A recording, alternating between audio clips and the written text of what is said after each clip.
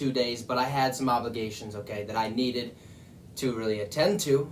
I guess you could say there was obligations, but there's other things, other matters that were a little bit different and a little bit more, not necessarily more important, because this is way more important. I love to do this, put all my energy and effort into it.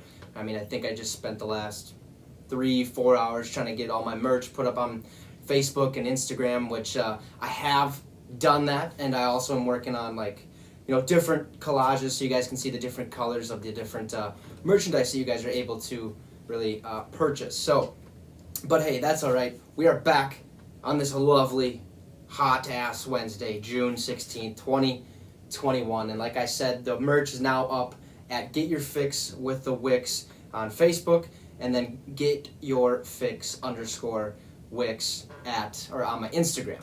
All right, so go check that shit out and reach out to me if you guys feel like you want something, or pretty much whatever. Okay, we'll try to figure out something so you guys are able to get your fix, if you will. But anyways, let's get to the world of football, because I know that's why you guys are here, ready to really listen to what I got to say. So, are you ready to get your fix? Well, yesterday, Ian Rappaport came out on Twitter and said that the Vikings and pass rusher Danielle Hunter have agreed to terms on a revised contract. Okay, now Hunter is going to get about $5.6 million this year, and he'll either make, I think it was like $20 million or so the next year, and after that he'll be released or have a new deal on the table, Now, I really fucking hope it's a new deal, because let's be honest, Danielle Hunter is a freak of nature. This guy is absolutely incredible, has been for the past, well, you can't really count last year because he was hurt most of the year, but he's been an animal the last 3 years, but not counting last year, the 2 before that. So 2018, he had 72 combined tackles, 14.5 sacks. Then last year, 70 tackles, 14.5 sacks. That puts him right up there with, the good pass rushers of today's NFL, But now Hunter, obviously, like I said, did not play last season due to an injury, which was a cervical spine disc herniation. So one of his, I don't really know, I'm not a doctor, couldn't tell you what that really is, but I'm pretty sure it's where, one of the discs are a little, slipped out of place or something. I have no idea. I mean, like I said, I don't got a PhD or anything, and I'm not a doctor by any means. So, now, for starters, this entire season could play out in 2 different ways. All right. He could come out this season and lay an absolute egg.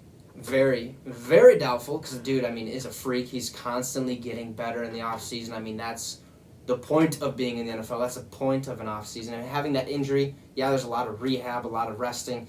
But at the same time, he's in that lab, working and to get better. Now, on the other hand, Danielle Hunter could come this season and absolutely tear it up.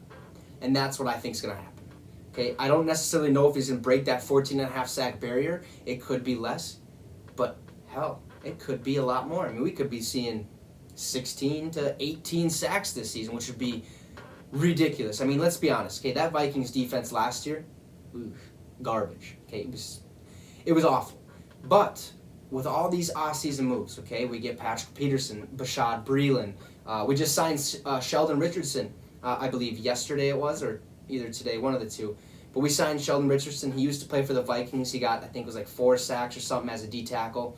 But he could play defensive end if we are lacking at that position. Now, we have a lot of depth at the defensive end position with, DJ Wanham, Janarius Robinson, and, the list really goes on, But I think, 14.5 sacks, in the last 2 seasons that he's played, and that he started in, is phenomenal. That is absolutely incredible. You don't really expect a guy to come in, year 3. I guess year 3 is where you really start to see him flourish, and maybe 10 sacks would be pretty good, but 14.5, 2 years in a row, the guy's very, very consistent. 72, 70 tackles combined. He is a very, very good pass rusher, And now, I expect Hunter to really put up similar stats. I think we just talked about it, where I think he has the capability of putting up 16 to 18 sacks, which would be awesome. That might put him up there at number 1 in the NFL with most sacks. I think T.J. Watt led last year with 15. It was either T.J. Watt or Aaron Donald, but I'm pretty sure it was T.J. with 15. So if he gets 16 to 18 sacks, I mean, Vikings could be looking at a really, really good season. And who knows what's going to really play out with that whole Aaron Rodgers situation. I mean, I think he's still dead set on not being a Green Bay Packer, which, hell yeah, for the Minnesota Vikings, but sucks for Green Bay. Okay, but who knows what really is how that is all going to play out. I mean, today he was on that, he has the match, that golf match between Aaron Rodgers and Bryson DeChambeau or whatever, and Phil Mickelson, Tom Brady. He wore a shirt that said "I'm offended," and I'm not really sure why he wore that. I'm pretty sure it might have been with the contract-wise or with all the GM-wise situation going on there in Green Bay. But we're not talking about Rodgers. We're talking about the Minnesota Vikings with Danielle Hunter. Okay, now the Minnesota Vikings need, and I'm telling you, really, really need to lock up Danielle Hunter, whether that's at the end of next year or, halfway. Should have found a way to keep him. Eric Wilson was on the come up. Should have kept him. But, I'm not a GM. Okay? I'm a broadcaster. I bring you guys just the news and what I think, my opinion and stuff like that. But Danielle Hunter needs to stay as a Minnesota Viking because I think that's one thing that the Minnesota Vikings have really been, known for is their pass rush ability. I mean, we had the Williams Ball. Can't believe I can't remember his name right now, but you guys probably know who I'm talking about. But we've really been known to have a pretty solid pass rush, and if we get rid of, Danielle Hunter, our pass rush is not as good as it could be. I mean, it might be still there, considering we got Michael Pierce and now Sheldon Richardson on the defensive line, and we got all these rookies that have came in. But we have to find a way to keep Danielle Hunter. And, I mean, as long as possible, really. I mean, sign him there, okay? Because besides Harrison Smith, Eric Kendricks, Danielle Hunter is a major, major piece of that Minnesota Vikings defense. We've all seen it as Minnesota Vikings fans. We need Danielle Hunter out there. Last year, when he wasn't there, you could really tell that pass rushing ability, wasn't that good. And when you put him back on that line, that just causes that much more chaos. Makes the quarterbacks really get smacked, and by that time, too late, and he's done. Okay? So if the Vikings decide to really let Hunter walk, I hope not. Not only will I be upset, but I'm pretty sure every Minnesota Vikings fan out there will be fucking pissed. Okay? And I hope that is what you guys are all thinking, because if not, please just go watch the tape. Start watching some more football. Because Danielle Hunter, when I say his name, right off the bat what I'm talking about and what you're going to get. Okay? He is a freak and is only going to get better, hopefully. Okay? So overall, though, I believe that Danielle Hunter and the Vikings relationship is pretty solid, okay, at this point. Okay? And I have a reason to believe that he will be a Minnesota Viking for quite some time down the road. And Lord, please help us. We do need that, because that will help us get one step closer to that Lombardi trophy. Well, let's switch gears to yet another holdout. And that seems to really be the big thing. Okay, that seems to be really huge this offseason. And all these holdouts, you see players are like, no, I'm not going to report to mandatory minicamp because I'm not getting paid what I should be getting paid. I put up this many numbers. I did all this for you guys. And, well, you guys brought this guy in, and he gets paid more than me at my same position, and I've been here for how many years? And it's really, mind-blowing to see how many players are like, nah, I'm not going to come until you guys give me what I deserve. And it's really sad, okay, because I don't think they understand that COVID last year was a real fucking thing, and it blew up that salary cap. Literally took, I think it was like $20 or $30 million away from what it was actually supposed to be if COVID wasn't a thing. Teams don't have the money to pay you what you need, okay? They have they have less money than what they thought they were going to have, so they had to lock up the people that they wanted to keep in their organization for much longer. So all these holdouts, it's like, yeah, I get it. You're a good player. You're a great player. But they don't have the fucking money at this time. So just hold on, okay? But we're going to talk about this one particular holdout. Okay, so the Miami Dolphins star quarterback, Xavier Howard, was absent from mandatory minicamp. All right, and I have no fucking clue as to why. Obviously, there's reports, and even Brian Flores said we have a feeling it's due to contract issues. But the dude signed a 5-year, $75 million contract in 2019, which made him the highest paid corner in all of the NFL. Okay, now I guess going into this year with the guaranteed money and what he's not going to be able to get as much of it or whatever, he is now 6th. Okay, he's the 6th highest paid corner going into this season as in the NFL. Do you realize how many fucking corners there are in the NFL? I mean, there's probably 100. There's a lot of them out there. So to be 6th or even be in the top 10, why are you making a scene? Why are you not, playing football like you should be? You just signed a contract 2 years ago, dude. Like, get over it. Who cares if Byron Jones, who is the other corner on the other side, gets paid more than you? Okay, Byron Jones just came from the Dallas Cowboys with Jerry Jones. Jerry Jones loves to pay his players. I'm not sure if he walked in free agency off the top of my mind or not, but if he still had that same contract from when he was with the Cowboys, I mean, it makes sense. I don't realize it, okay? I get that Xavier Howard is a top NFL corner, okay? We've all seen it. I mean, he led the NFL in interceptions with 10 and pass defenses with 20 last year. It's pretty good.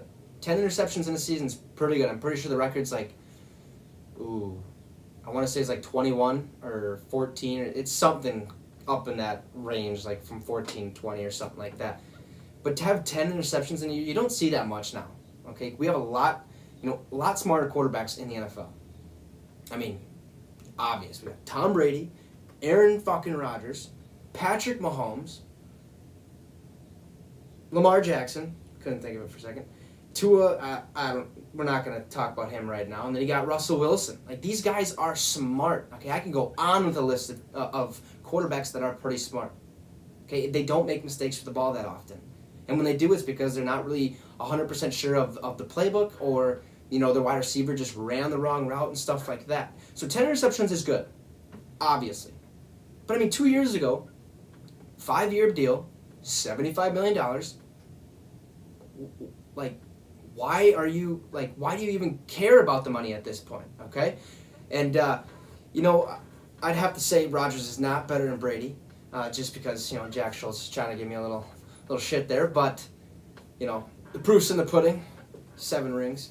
But, hey, who knows? Aaron Rodgers could go get it done in Denver just like Peyton Manning did. But with Xavier Howard, okay, with 10 interceptions, pass deflections, like I said, he's a really, really good corner, okay? But there's one thing. There are better corners in the NFL, okay? Jareer Alexander, Stephon Gilmore in man-to-man. He's also holding out, too. Patriots signed a shitload of players this year. Got a lot of, talent on their side. Marlon Humphrey, Jalen Ramsey. Okay, I could keep going on and on. Now, Xavier Howard is definitely up there, okay? But come on, okay? Isn't this about football? Or are you thinking it's about money, okay? You just got $75 million, dude. Like, let it go. Just play the game of football. Once those 5 years are up, then if your accolades are where they need to be, or even if you do a little better this year or next year, then you can get that, other chunk of money. But now the Miami Dolphins, they do have potential to do pretty solid, okay? And they still have been able, they still haven't really been able to break into the playoffs. Okay, so don't defenses win championships? I mean, that's like the motto that everyone thinks of, like from literally elementary school all the way through the sport of football. Okay, defenses win championships. We've seen it the last 2 years. I mean, it's plain and simple. Okay, interceptions, fumbles, and all that play a big factor, and that's all because of defense. So it goes right back to what my good friend John, or Y4, said. You can win with him, but can you win because of him? Now, as much as those 10 interceptions, 20 pass deflections, I can say, not really. You can't win just because of him. Okay, because the Dolphins, they did post a 10-6 record, which isn't bad. But look, the AFC is the hardest, most competitive, I guess if you want to say division or like league or whatever it is in the NFL, like the two separate ones, AFC and NFC. But I mean, all 3 wild card teams in the AFC posted an 11-5 record, okay? the Ravens, the Browns, and I think it was the Colts. Okay, 11-5. Okay, still better than 10-6. But then you look at the Dolphins in their division. They got the Buffalo Bills, who went 13-3 or something like that. Did really, really, really good. Okay, but now you got the Patriots, who are coming off a 9-7 season, but literally boosted every goddamn position they have. Okay, they boosted. I mean, Mac Jones. Okay, looking better on tape than Cam Newton so far, even though I think Bill is set on Cam being the guy. But who knows how that's going to play out. I think Mac is still going to get a chance to start early in the season. But then you go look, Jonnu Smith, Hunter Henry, their defense, got Kyle Van Noy on their defense. So they got a lot more pieces, okay? So the Dolphins have some competition. The reason I'm not bringing up the Jets is because they're too young. Okay, in the last, for quite some time, I'd say about 10 to 20 years or however long they've been around, they really have been irrelevant since Joe Namath, okay? So I'm not bringing them up. But the Dolphins have some tough competition. So I think for Xavier Howard, you have to go out there and earn it. Get to a playoffs. Show that you are the sole reason of that defense, or the sole reason you made the playoffs because of that defense. Okay, so if the Dolphins get into the playoffs, which is very possible, okay, then I can go and really determine, or not even me, like the GM can go determine, the head coach can go determine if Xavier Howard has, the power to really ask for, more money and stuff like that. I mean, $75 million, 5 years, that's a pretty big chunk of change, I'd say. So don't get me wrong, Howard is a very good fucking cornerback, but you already got paid, dude. So just go out, play some football, and forget about the money. I mean, we got too many people worried about money rather than football. We got too many players worried about TikTok rather than football. I just seen Juju post another TikTok in the locker room. I mean, at that point, once you hit the locker room, it's like, dude, shut it off. Like, it's time to go out and play, time to practice, time to get better. And he is a good player. So I think, at this point, you really got me wondering is do you truly love the game of football? I get it for some players, the holding out reason, and especially with like Rodgers and stuff. He doesn't have the best relationship with Brian Gutekunst, or Stephon Gilmore's been a top corner in the NFL for the past 3-4 seasons. Very, very good at man defense. So it's like, what do? There's some that you can understand. There's some you're like, dude, really? Like, do you even deserve it? Or like, it just plays in that ballpark. So enough on Xavier Howard's holdout. Let's move over to Mr. Le'Veon Bell. Now this dude blew me away with his recent comments on his former head coach, Andy Reid. Now Le'Veon Bell came out and said, I'll never play for Andy Reid again. I retire first. Then fucking retire, dude. Get out of the NFL. Okay? Like, Andy Reid has led the Kansas City Chiefs to back-to-back Super Bowls. Probably going to do it again. Granted, Patrick Mahomes is a very big part of that. So don't take that away at all. But do you not like a winning coach, like a winning team? Or like, are you just, upset because he promised you a ring, you didn't get it because my boy Brady over here got the job done? Now, Le'Veon Bell has really been irrelevant the past 2 seasons, okay? 2019, 789 yards, 3 touchdowns. Last year, he was with the Jets and the Chiefs at the end of the season. Posted 328 yards and 2 touchdowns. 328 yards. And you're telling me that's Andy Reid's fault? Dude, that's all on you. Very, very irrelevant since you got out of Pittsburgh and since you got injured. Okay, he wanted out of Pittsburgh so fucking bad, he signed with the Jets, of all teams, because they had the money to pay him what he wanted. Are you kidding me? Like, the Jets. That's all I gotta say is like, why? Okay, so then after realizing the Jets were complete garbage, which I don't think he understood that when he signed there for some odd reason, he's like, get me out of here. Okay? Demands a trade, goes to Kansas City to chase a Super Bowl. He wants to be on a winning team. He said, I'll do anything, blah, blah, blah. He had a bunch of teams listed. I believe the Ravens were one of them, and the Cowboys were one of them. I mean, there's a list of them. He chose the Chiefs for a reason. It's because he knew he had a better shot to get to a Super Bowl because Patrick Mahomes was there. Well, they didn't win. Tough luck, man. Okay? He only had 63 rushes, only had 13 receptions. So to me, it legitimately sounds like he just wants everything handed to him so he can get a damn ring and retire. That's all he wants. Money, ring, retire. Like, okay, you're not going to get that handed to you. You know how hard it is to win a Super Bowl in the NFL? There's a lot of people out there that think it is rigged. I mean, Brady winning the first Super Bowl for a home team that hosted it, to do that. So a lot of people think that was a rigged part of the NFL. But it's, you don't know. Okay, there's a lot of conspiracy theories up in the wind. But, it doesn't make any sense. You have 328 yards. You're like, I'll never play for Andy Reid again. Well, you have to realize Clyde Edwards-Helaire was way better, performed way better. You're a veteran in this league. You should be able to outperform him by a long shot, dude. Like 700 to 1,000 yards. That's what you should be able to put up. You did it in Pittsburgh just fine. I mean, I think it was like 1,000, 1,200 yards, something like that. It was crazy. We've seen what he can do. The way he moves, his feet. He's really good at juking people out, okay?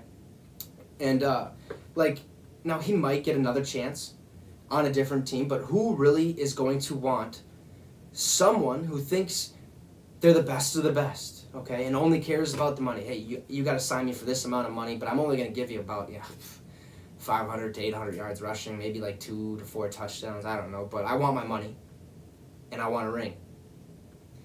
Like, who wants that? Like, it's pretty funny that a rookie running back outshined a veteran running back who's been able to put up really good numbers in the past, who has literally done exceptionally well, too, okay, throughout his career. Now, Clyde Edwards-Helaire posted 803 rushing yards, 4 touchdowns. To me, that's pretty solid. Okay, that's a lot better than what Le'Veon Bell was able to do. Even in 2019, he put up 700-some yards. Okay, it's just, it's laughable. Like, this ain't Andy Reid's fault by any means. Okay, if you were to go to New England, you'd hate Bill Belichick because he runs a military-style practice. Okay, and that's mainly due because of his dad and was that head coach of Navy and was in the Navy and blah, blah, blah. But, there's coaches out there that they're going to tell you how it is. And if you don't like it, tough shit. Okay, move on. You don't have to come out on social media and be like, yeah, no, I'd rather retire before I play for Andy Reid again. All right, well, there goes your Super Bowl chance. You're not going to get a chance on the Kansas City Chiefs for the next, until Andy Reid's gone. It's just, you're here to play football. You're in the NFL because you love the game of football. Hopefully, anyways. And that's really the story of this whole show today. I mean, all the holdouts, Le'Veon Bell crying because Andy Reid didn't give him enough carries. Oh, what a baby. I really don't know what else to say on Le'Veon Bell besides the fact that it really kind of, reminds me of Antonio Brown, okay, when he had that whole Pittsburgh Steelers situation, okay? He was a problem in the locker room. The Raiders took a chance, was a problem, had off-field issues, had, even issues in the locker room. They got rid of him. New England takes a chance. Okay, well then you got all these obligations coming out on him, and they said one thing and you're gone, and then he gets suspended and blah blah. So they get rid of him. Okay, well then he gets a chance after serving his 8-game suspension with the Tampa Bay Buccaneers, and I think that's because Tom Brady let him stay in his house and really try to mature Antonio Brown to not be that little crybaby that we have seen, and really made him mature more as a man and as an NFL athlete. Okay, so this Le'Veon Bell situation just reminds me a lot of that Antonio Brown. So if you say I'd rather retire than go get a Super Bowl ring because that's what Andy Reid would have brought you, that's what Patrick Mahomes would have brought you, and since you didn't get it, you're like, no, I'll never play for him again. I'd rather retire, even though that's probably not how the story is all about. So don't put that on me by any means. It's just my opinion kind of thing. But just retire then, so that we can all stop hearing you cry and continue to bitch year in and year out because you're not getting paid the money, you're not getting enough carries, you're not getting your Super Bowl ring. Dude, there's Hall of Famers that have not played in a Super Bowl. There's Hall of Famers that have not won a Super Bowl but have been.